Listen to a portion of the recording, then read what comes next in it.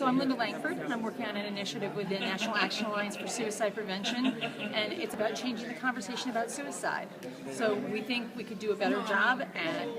getting out in our public messaging what the field is doing right, how people have found hope in recovery, what successes we know, what's effective, how many people we're training to be helpers, how people have succeeded in promoting connection in their community, how people personally, if they have a story, how they've found hope in recovery, how people have recovered from addiction. There's a lot of positive stories that we have, and so we've always talked about messaging out to the public about how suicide is preventable, but we haven't really put the meat on those bones. So what we can do is help the public imagine how suicide is preventable specifically. So it might be what role they can play, it might be what we know now that we didn't used to know, it might be those stories of hope and help,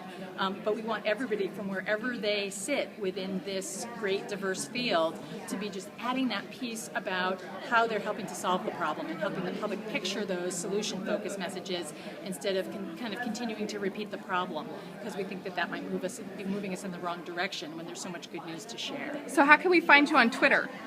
So I am at Linda Langford, Linda Langford, and I will be tweeting about a range of issues, because I work on not just suicide prevention, but really tweeting about the good news in suicide prevention.